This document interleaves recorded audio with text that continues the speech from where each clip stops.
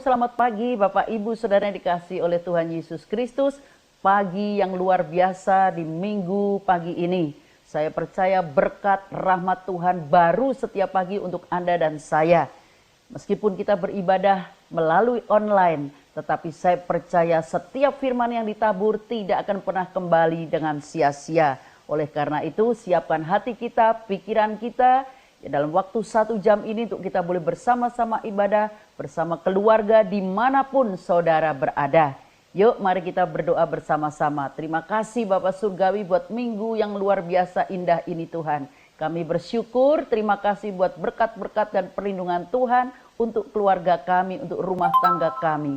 Tuhan Yesus, pagi hari ini meskipun kami tetap ibadah melalui online, tetapi kami percaya Engkau hadir di dalam rumah tangga, Engkau hadir di dalam keluarga-keluarga dimanapun kami berada. Baik yang ada di keluarga masing-masing, di rumah sakit, di hotel, di perjalanan.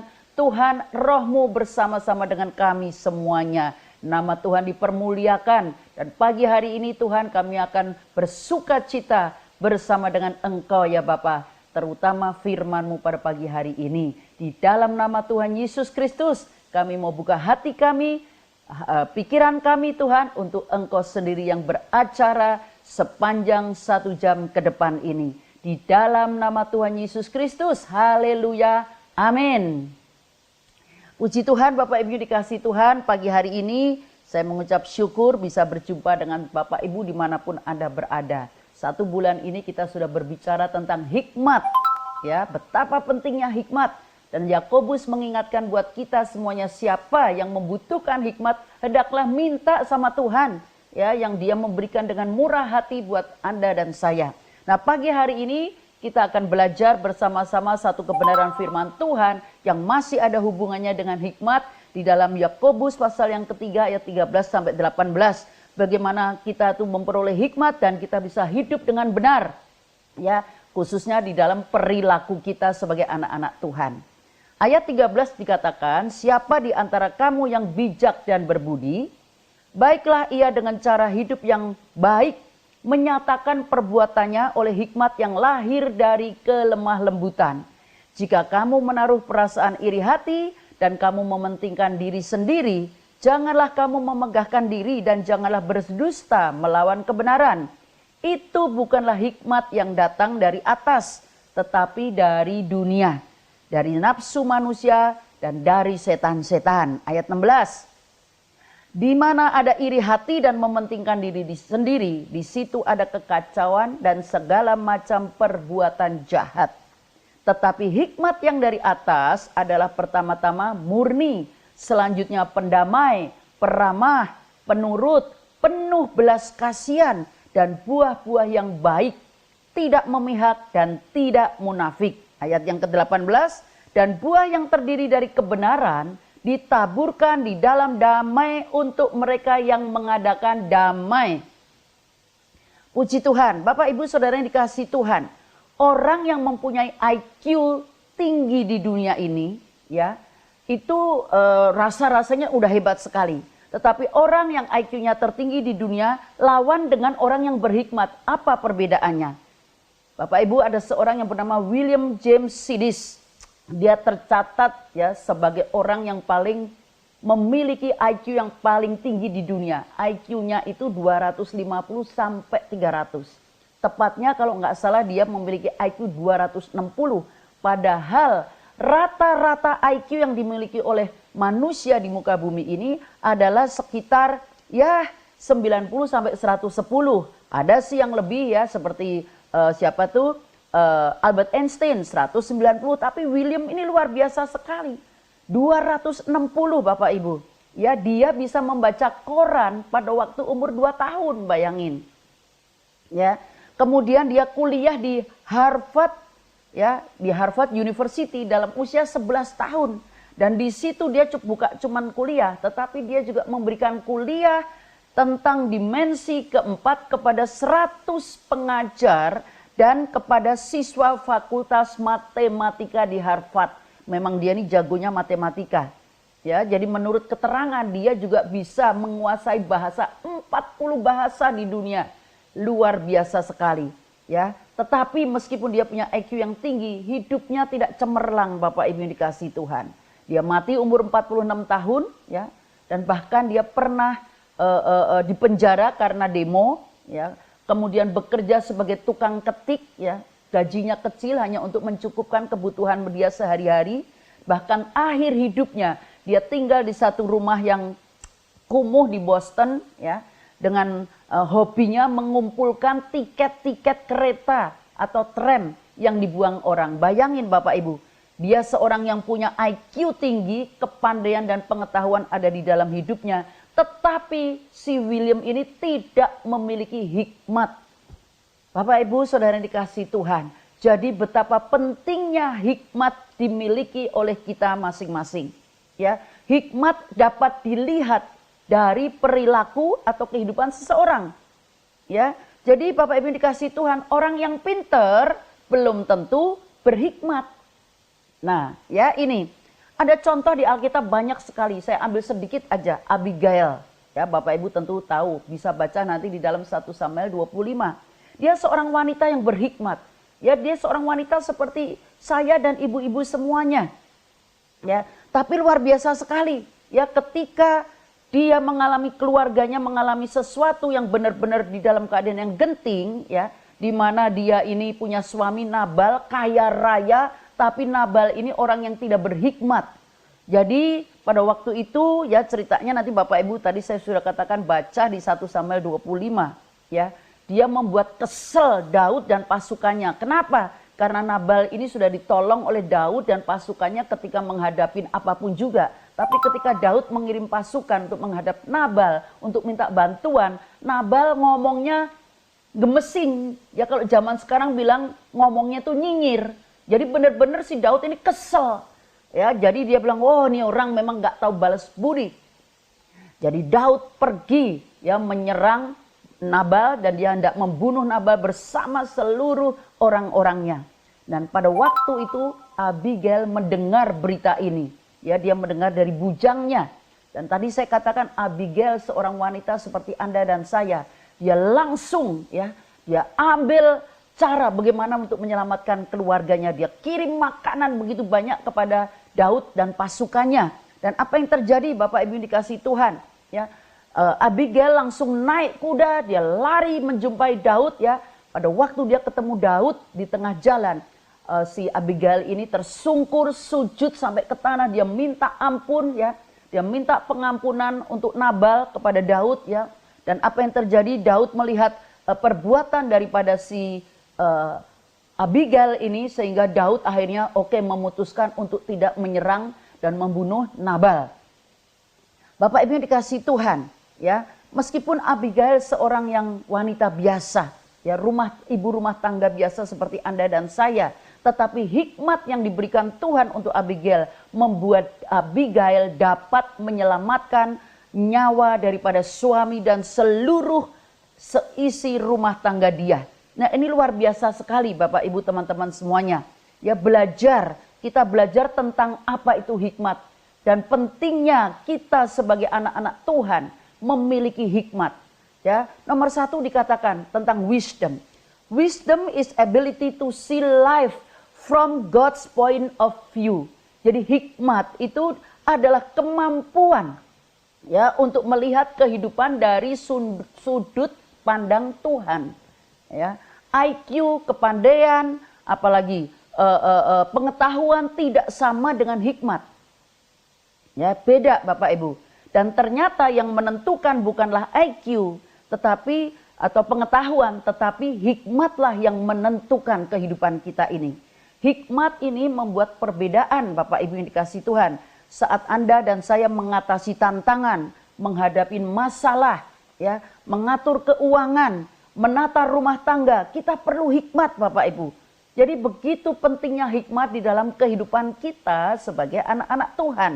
Ya, sehingga Yakobus dari awal kitabnya ya, dia itu mendorong agar semua jemaat meminta hikmat kepada Tuhan.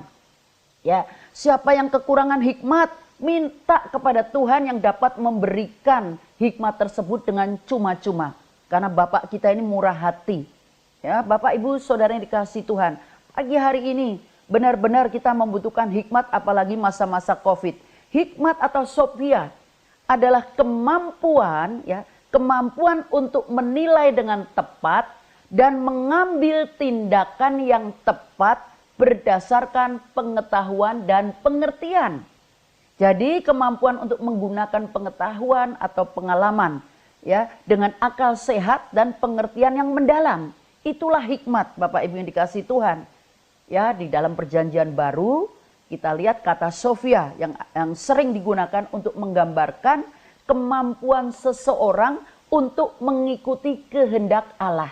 Jadi hikmat itu kemampuan seseorang untuk mengikuti kehendak Tuhan, bukan kehendak kita, bukan dengan kepandaian kita atau kepintaran kita atau pengetahuan kita. Bapak Ibu yang dikasihi Tuhan, manusia ya mencari pengetahuan, mencari kepandaian ke sana ke sini, tetapi belum tentu mereka memiliki hikmat. Ya, ada perbedaan yang besar antara hikmat dan pengetahuan. Contohnya, orang bisa saja membaca 100 buku tentang pengetahuan, tetapi belum tentu, ya, misalnya dia membaca 100 buku mengenai bisnis, tapi belum tentu dia dapat membangun bisnis dengan berhasil. Ya, kenapa? Yang pertama, pada waktu dia baca buku dia akan smart, dia akan pinter, punya pengetahuan tentang bisnis semuanya, tapi nggak punya wise. Sementara wise yaitu hikmat yang dapat membangun bisnis yang berhasil. Jadi hikmat ini penting sekali. Dengan hikmat, makanya Salomo itu ya luar biasa sekali, dia nggak minta apa-apa. Dia cuma minta hikmat dan Tuhan berikan. Selain hikmat, dia bisa mengatur dengan luar biasa kerajaannya, sehingga bukan cuma hikmat yang Tuhan berikan, tetapi kekayaan diberikan buat Salomo, Bapak Ibu dikasih Tuhan. Ya, jadi smart juga penting, tetapi smart tanpa wise, tanpa hikmat nggak ada gunanya. Ya, tadi contohnya si William tadi. Ya, jadi wisdom is a knowledge rightly applied. Ya, jadi hikmat itu pengetahuan. Ya, satu pengetahuan yang diterapkan dengan benar di dalam kehidupan Anda dan saya. Karena hikmat adalah kemampuan untuk melihat hidup, ya, dari sudut pandang Allah. Nah, ini penting, bukan sudut pandang kita, bukan dengan pengetahuan kita. Maka pencarian hikmat dimulai dengan mencari Tuhan, mencari Allah terlebih dahulu. Amsal 9 ayat 10 berkata apa? Permulaan hikmat adalah takut akan Tuhan, dan mengenal yang Maha Kudus adalah pengertian. Oh, luar biasa sekali. Jadi kalau hanya pengetahuan tanpa hikmat, ya, supaya pengetahuan itu bisa diterapkan dengan benar, ya, Bapak Ibu dikasih Tuhan, kita bisa lihat nih, ya, mungkin dia pintar segala-galanya tapi tidak ada hikmat. Isinya tadi saya sudah katakan untuk menyerang orang lain. Contohnya di dalam Alkitab lagi, ahli Taurat dan orang Farisi, ya kan? Secara pengetahuan dia aja dikatakan namanya ahli Taurat, ya. Berarti dia sangat mengerti, ya, Taurat, menguasai hukum Israel pada waktu itu, ya. Pengetahuannya luar biasa sekali. Tetapi orang Farisi, ahli Taurat ini tidak punya hikmat menurut saya. Kenapa? Untuk menerapkan pengetahuan yang dia peroleh dengan benar. Ya, yang mereka lakukan adalah apa? Dia punya pengetahuan, dia menguasai semuanya. Tetapi yang dilakukan oleh ahli Taurat dan Farisi apa? Yaitu untuk menyerang orang lain. Ya, bahkan membunuh orang lain. Contohnya Yesus yang jadi korban. Ya, Yesus ngajar apa? Dia lawan. Ya, akhirnya yang jadi korban siapa? Yesus, Stefanus, bahkan perempuan yang kedapatan berzina, ya, dia maunya dihukum aja karena menurut Taurat gitu, tapi dia nggak punya hikmat, Bapak Ibu. Jadi menurut saya orang Farisi, ya, ahli Taurat itu menerapkan pengetahuan mereka, ya, tetapi tanpa hikmat. Hasilnya apa? Timbullah korban. Salah satunya Yesus kita. Dia harus mati di atas kayu salib, ya, karena perbuatan daripada orang Farisi dan ahli Taurat tersebut. Beda Bapak Ibu dengan Yesus. Yesus dan murid-muridnya, mereka tidak pernah ikut sekolah Taurat. Ya, tidak pernah sekolah karena murid-muridnya Yesus cuma nelayan, ya. Mereka cuma nelayan, kaum sederhana, ya. Bahkan dikatakan Yesus itu anaknya tukang kayu, Tetapi ketika mereka ini mengandalkan Sophia atau hikmat tersebut, maka mereka dapat mengerti kehendak Allah sehingga mereka mempengaruhi dan dapat menggoncangkan dunia sampai hari ini. Bapak Ibu dikasih Tuhan, mudah sekali orang-orang mengikuti orang kaya, orang pinter, orang yang latar belakangnya terhormat, kita ngikutin gampang sekali. Tetapi ketika orang-orang yang sederhana dapat mempengaruhi jutaan manusia yang ada di muka bumi ini, wow, luar biasa sekali. Ya, dan bahkan Anda dan saya masih membaca kisahnya, ya, yaitu siapa? Yesus. Ya, saya yakin dan percaya kalau Yesus dan murid-muridnya bisa mempengaruhi kehidupan Anda dan saya sampai hari ini, itu karena hikmat yang dapat melakukan semuanya. Tanpa hikmat mereka nggak bisa apa-apa. Itu yang pertama. Yang kedua, Bapak Ibu dikasih Tuhan, wisdom more valuable than gold. Jadi hikmat itu lebih berharga daripada emas. Kok bisa ya? Padahal harga emas hari ini sedang naik loh Bapak Ibu. Luar biasa loh ya. Amsal 8 ayat 10 mengatakan, terimalah didikan lebih daripada perak dan pengetahuan lebih daripada emas pilihan. Karena hikmat lebih berharga daripada permata. Apapun yang diinginkan orang tidak dapat menyamainya. Jadi selain tertulis di dalam Alkitab, ya, Amsal ini sebagai apa? Bahwa hikmat itu sebuah kebenaran. Bapak Ibu Saudara yang dikasih Tuhan, bagaimana sih kita bisa tahu bahwa hikmat itu lebih berharga dari emas, dari permata? Kok bisa ya? Tadi kita sudah belajar tentang Sophia, tentang hikmat, yaitu kemampuan untuk mengambil tindakan tepat berdasarkan pengetahuan, bahkan akal sehat, pengalaman dan pengertian yang dalam. Ya, mengambil tindakan dengan tepat, ini penting sekali. Jadi setiap dari kita harus mengambil banyak keputusan demi keputusan setiap harinya. Benar Bapak Ibu, setiap hari kita ambil keputusan ini. Saat ini Anda ambil keputusan duduk bersama keluargamu dengar firman Tuhan lewat online. Ini perlu hikmat. Ada orang yang pikir, udahlah nanti aja lah, nanti kapan-kapan juga masih bisa, ya kan? Kita ambil contoh Bapak Ibu dalam bidang bisnis, ya kan? Setiap hari kita harus ngambil keputusan. Benar? Ya, tentang bisnis mungkin yang punya bisnis sendiri.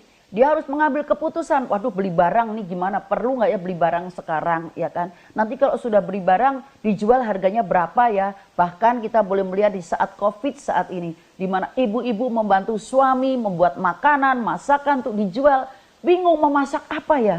Dijual laku nggak ya? Dijual berapa ya harganya? Enak nggak ya? Jadi setiap hari harus membuat keputusan. Bila setiap pertanyaan tersebut dijawab oleh hikmat, maka saudara bisa bayangkan betapa suksesnya usaha dan pekerjaan yang Anda dan saya lakukan. Ada amin? Ya, yang percaya katakan amin bersama-sama dengan saya. Kita juga sebagai keluarga, tadi saya sudah katakan setiap hari kita harus ambil keputusan. Ya, bahkan sekarang ini ayo, ini gimana ya masa Covid? Anak-anak setelah nanti liburan selesai perlu masuk sekolah enggak? Ketularan nggak ya nanti virus COVID-19 di sekolahan? Gimana ya, apa mereka biar berhenti dulu sekolah ya, belajar aja di rumah seperti ini? Ya Bapak Ibu, penting sekali. Jadi ini keputusan demi keputusan. Jadi Bapak Ibu, pertanyaan-pertanyaan kritis seperti ini biasanya datang bersamaan dengan perasaan khawatir. Benar? Khawatir, bingung. Gimana ya kalau saya pilih A, gimana ya kak ternyata B lebih baik, ya kan? Hasilnya lebih bagus, wah yang ini nggak bagus. Saudara bisa bayangkan nggak? Anda bisa bayangkan nggak betapa tidak perlu khawatir kalau hikmat itu membantu kita dan menjawab semua pertanyaan-pertanyaan tersebut. Ya, makanya Tuhan bilang nggak perlu khawatir, jangan khawatir tentang apapun juga. Tuhan katakan aku nggak pernah berikan roh kamu ketakutan. Benar Bapak Ibu, yang ada roh ketertiban, ya kan, ketaatan dan hidup yang benar. Nah, ini contoh-contoh ini Bapak Ibu. Satu contoh lagi, kita ini sekarang sudah masuk di dalam kehidupan new normal katanya. Meskipun menurut saya sih nggak normal sih Bapak Ibu ya. Jadi ya kemana-mana masih begini-begini, tapi ya ini kalau membawa kebaikan ya apa salahnya ya. Jadi kita akan menjalani suatu kehidupan yang belum pernah kita tempuh sebelumnya. berbeda Bapak Ibu. Ya, dengan tahun-tahun sebelumnya. Setiap daripada kita punya kekhawatiran, pasti, ketakutan, oke, ya kan? Masing-masing kita pasti. Tetapi apakah ini akan mengikuti kita terus? Ya, bahkan yang pergi kerja, aduh gimana ya, saya mesti pakai tangan panjang, pakai ini, pakai tutup, semuanya ditutupin semua, ya kan? Sehingga bingung mau pergi enggak. Seperti saya sudah di rumah udah berapa bulan ini, udah 5 bulan Bapak Ibu enggak kemana-mana. Ya sudah, enjoy aja. Bukan karena saya takut Bapak Ibu, tapi ngapain kalau pemerintah sudah mengatakan di rumah aja, stay at home. Ya enjoy aja Bapak Ibu, ya. Jadi sehingga kita nggak bisa sakit atau kita nggak sampai harus sakit, harus COVID, nggak perlu sebetulnya kalau kita mau ngikutin peraturan-peraturan yang diberikan oleh pemerintah buat kita, karena itu membawa kebaikan buat kita semuanya. Nah Bapak Ibu yang dikasih Tuhan, saat ini yang lebih-lebih lagi gereja sudah boleh dibuka loh Bapak Ibu, benar nggak ya? Saya harus pergi ibadah ke gereja apa enggak? Ini perlu hikmat. Perlu satu keputusan, saya pergi gereja apa enggak? Hanya hikmat yang bisa menjawab pertanyaan-pertanyaan ini dengan tepat. Ya, sama seperti gereja, mall juga sudah dibuka, bioskop, tempat-tempat keramaian, di mana saat-saatnya Anda dan saya mungkin me time dengan teman-teman, sudah dibuka semuanya. Pengetahuan berkata, pemerintah saja sudah buka ya tempat-tempat ini. Tetapi hikmat berkata, meskipun sudah dibuka, apa perlu kita mendapat resiko, ya keluarga kita dapat resiko untuk kita harus keluar ke mall lah, ke tempat ngopi lah, atau tempat gimana, perlu nggak? Ya ketika jelas-jelas kita tahu, Anda dan saya tahu bahwa virus ini masih ada di tengah-tengah kita, di seluruh dunia, dan vaksinnya belum diketemukan. Jadi kalau hikmat itu nggak perlu coba-coba Bapak Ibu.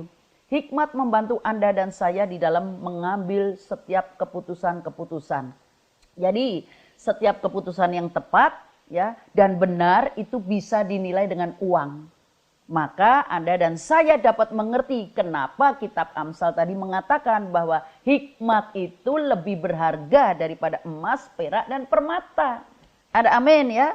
Karena emas, perak, dan permata tidak mampu membantu kita di dalam pengambilan keputusan-keputusan yang genting di dalam kehidupan Anda dan saya. Anda bisa. Anda mau punya emas berapa, punya uang, tidak bisa ngambil keputusan Bapak Ibu. Hikmat yang dibutuhkan. Jadi jelas betapa pentingnya Anda dan saya memiliki hikmat. Ya, hikmat menjaga dan memelihara hidup saudara dan saya. Ya, karena semua hal ini tidak dapat diduga sekarang ini dan tidak bisa direncanakan. Jadi hikmat juga bisa termasuk dapat menerima ketidakpastian di dalam kehidupan kita ini. Hikmat memelihara di dalam ketidakpastian kehidupan kita.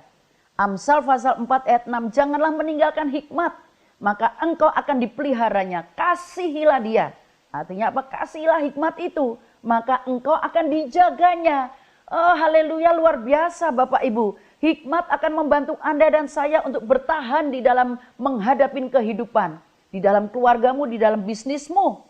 Amsal 24 ayat 3 dikatakan, ya, dengan hikmat rumah didirikan, dengan kepandaian ditegakkan. Dahsyat sekali Bapak Ibu yang dikasih Tuhan.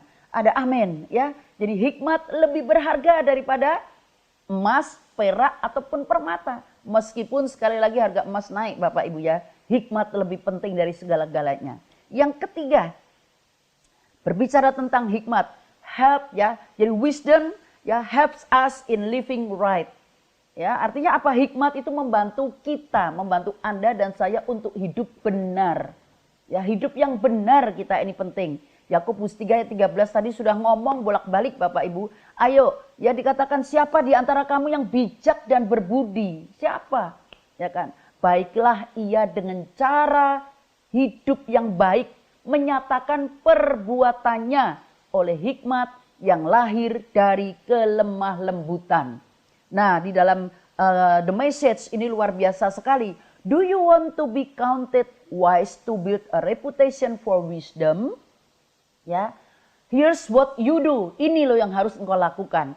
Live well, live wisely, live humbly. It's the way you live, not the way you talk. Ya, that counts ini ya. Dikatakan apakah engkau mau dianggap bijak? Ya, dan membangun reputasimu berdasarkan hikmat, mau nggak? Pasti mau dong, ya kan? Ini yang harus Anda dan saya lakukan, yaitu hiduplah dengan benar, hiduplah dengan bijak, hiduplah dengan rendah hati, Bapak Ibu yang dikasihi Tuhan. Yang berarti bukan bagaimana cara kita berbicara, tetapi bagaimana cara Anda dan saya hidup sehari-hari. Ada amin ya Bapak Ibu. Jadi sekali lagi, Yakobus menekankan buat Anda dan saya ya sebagai bukti dari iman kita ya. Dia menjelaskan bahwa apakah seseorang yang berhikmat ya atau tidak itu dapat dilihat dari cara hidupnya. Ya bisa ngelihat kok Bapak Ibu ya. Hikmat itu menuntun seseorang untuk hidup dengan cara yang berbeda. Bila Anda tidak tahu nih pohon itu buahnya apa, pohon ini pohon apa sih? Bapak Ibu bisa lihat buahnya aja. Begitu juga dengan hikmat dapat dilihat dari hasil kehidupan kita. Ya, jadi Bapak Ibu yang dikasihi Tuhan, Yakobus juga menekankan bahwa hikmat dapat dilihat dari buahnya. Ya, Yakobus memberi gambaran kira-kira seperti apa sih perilaku orang yang berhikmat itu, ya kan? Perilaku orang yang berhikmat yang pertama yaitu ayat 17 tadi sudah dikatakan murni. Kemudian apa? Pendamai, peramah, penurut, penuh belas kasihan dan buah-buah yang baik, tidak memihak dan tidak munafik. Bapak Ibu yang dikasihi Tuhan Yesus, orang yang cerdas menyelesaikan masalah, tetapi orang yang bijak menghindari masalah. Benar? Ya. Kemudian orang yang cerdas menjaga mulutnya, tetapi orang yang bijak menjaga hatinya. Ya, Yakobus sudah mengingatkan kepada kita betapa pentingnya kita menjaga mulut. Karena hidup dan mati kita dikuasai oleh lidah ini Bapak Ibu ya. Amsal 18 ayat 21. Ya, jadi kata-kata yang keluar dari mulut kita ini ya itu yang seringkali menyakitin orang lain. Menyakitin istri, suami, anak-anak, orang tua ya sering Bapak Ibu. Kalau kita cerdas maka kita harus menjaga mulut kita. Memperhatikan kata-kata yang keluar dari mulut kita. Agar yang keluar itu adalah kata-kata yang penuh hikmat. Yang bisa membangun, yang bisa menguatkan orang lain. Bukan kata-kata yang membunuh, ya, bukan kata-kata yang nyinyir, yang negatif, ya, yang kadang-kadang bisa menyakiti orang-orang yang kita kasihi Bapak Ibu, ya. Bapak Ibu yang dikasihi Tuhan, banyak orang yang kepahitan bukan karena dipukul, ya, tetapi karena disakiti dan dihina dengan kata-kata yang kadang-kadang keluar dari mulut kita ini loh Bapak Ibu. Saya berdoa biarlah hari ini ada perubahan dalam hidup kita. Nah Bapak Ibu dikasih Tuhan. Tadi dikatakan kalau orang cerdas ya menjaga mulut. Maka orang bijak menjaga hati. Ya, Amsal 4:23 jelas sekali mengatakan jagalah hatimu dengan segala kewaspadaan. Karena dari situlah terpancar kehidupan. Dengan kata lain Bapak Ibu, kita tidak bisa mengendalikan kata-kata yang menyakitkan yang dilontarkan orang lain kepada kita. Kita nggak bisa, orang lain mau ngomong kita negatif apapun, tetapi yang bisa kita kendalikan adalah hati kita ini loh. Hati kita di dalam meresponi setiap perkataan yang negatif yang dilontarkan kepada kita. Orang bijak menjaga hatinya agar tidak tersakiti. Amin. Ya. Kemudian orang yang cerdas mengukur mencapai apa? Ya doing. Tetapi orang yang bijak mengukur menjadi seperti apa ya? Being. Jadi Yakobus 3 tadi dijelaskan ya. Hikmat yang dari atas apa? Murni, pendamai, peramah, penurut, penuh belas kasihan dan buah-buah yang baik yang tidak memihak dan tidak munafik. Dikatakan peramah Bapak Ibu ya. Dalam bahasa aslinya itu epieskes ya, epieskes atau fair. Arti lainnya adalah seseorang yang mau mengalah dan tidak menuntut haknya. Penurut, ya kan? Epites, yaitu seseorang yang siap untuk taat ketika Tuhan berbicara kepadanya. Jadi mungkin Tuhan bisa berbicara dengan mimpi atau penglihatan apapun juga, jadi dia taat. Ya. Kemudian juga taat kepada otoritas di dalam rumah tangga, yaitu kepada suami tentunya, sehingga tidak terjadi keributan. Kemudian dikatakan juga penuh belas kasihan, eleos, yaitu seseorang yang menunjukkan kemurahan hati atau kebaikan hati, ya, kebaikan kepada orang-orang lain, terutama mereka yang menderita seperti saat ini Bapak Ibu Saudara semuanya. Mereka banyak di luar sana yang mengalami kesusahan, kesulitan karena mungkin di PHK dan lain-lain. Ayo, inilah saatnya kita memiliki hati yang berbelas kasihan kepada mereka. Yang punya banyak bisa bagi lebih, yang kurang ya bisa bagi apa adanya. Ya, sehingga apa yang terjadi, kita punya satu kerinduan untuk membantu orang lain. Ini yang penting Bapak Ibu dikasih Tuhan. Kemudian, nah ini penting juga, tidak munafik. Ya, atau anupokritos. Maksudnya apa sih? Maksudnya milikilah hati yang tulus begitu loh. Tidak ada yang ditutup-tutupi, tidak ada istilahnya pencitraan. Zaman sekarang kan dikit-dikit pencitraan ya. Atau mengatakan sesuatu yang sebenarnya tidak ada di situ. Hanya untuk supaya orang lain bilang wow begitu ya. Supaya bisa mendapat keuntungan. Tidak perlu Bapak Ibu ya. Tidak perlu bermuka dua. Ini ya yang Tuhan maksudkan di dalam firman-Nya, yaitu Yakobus tadi. Ya, jadi Bapak Ibu dikasih Tuhan, masa-masa Covid seperti ini, masa pandemik seperti ini berpotensi untuk membentuk kita menjadi seseorang yang lebih baik. Karakter kita baik, perilaku kita juga baik ya.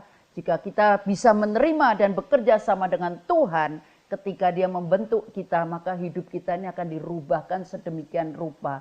Oh, luar biasa sekali Bapak Ibu. Ya, masa-masa pandemik atau COVID-19 ini mungkin masa sulit untuk mencapai apa. Ya, tetapi kita punya banyak waktu sekarang ini untuk menjadi seperti apa. Biarlah kita menjadi seseorang yang bijak, ya, yang benar-benar ya minta hikmat sama Tuhan supaya kita bisa menjadi orang yang bijaksana. Nah, untuk closing pada pagi hari ini Bapak Ibu, setelah kita tahu apa itu hikmat, ya, dan betapa pentingnya kita memiliki hikmat dari Allah.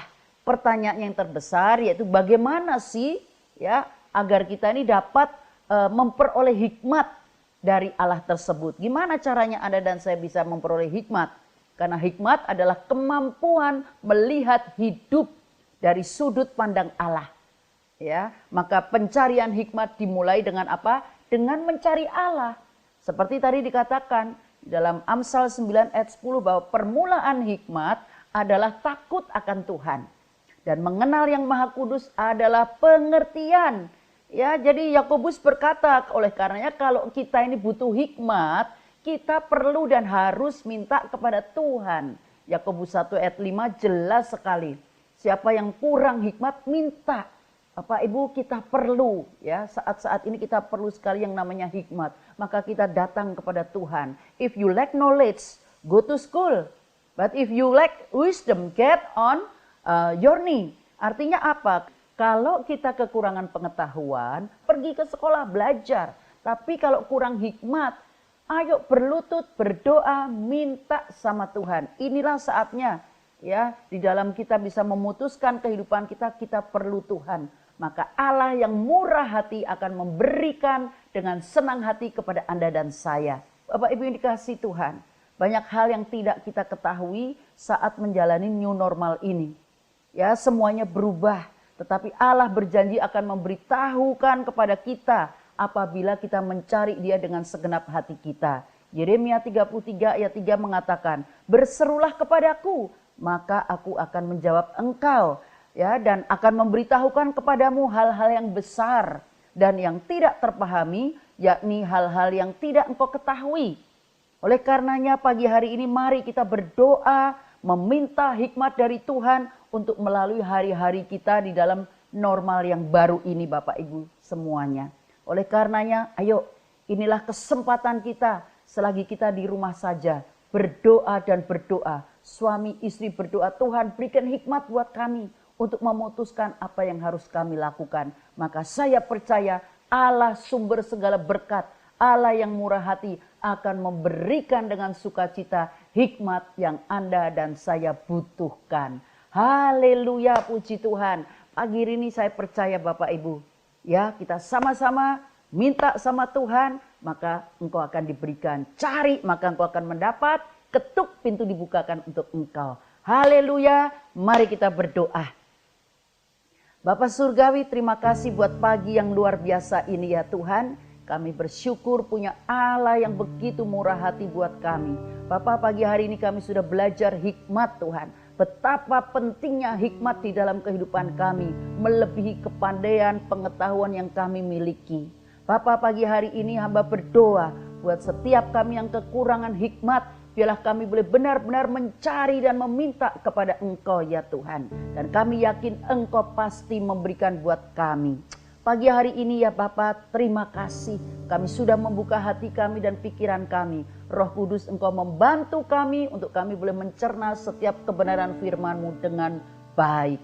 Pagi hari ini Bapak Ibu dimanapun Engkau berada, kalau Engkau mengatakan, Tuhan pagi hari ini aku mau buka hatiku, aku mau terima Engkau, aku mau undang Engkau tinggal dan masuk di dalam hidupku. Kuasailah hidupku Tuhan, supaya aku boleh berjalan bersama Engkau di dalam hari-hari yang ke depan ini.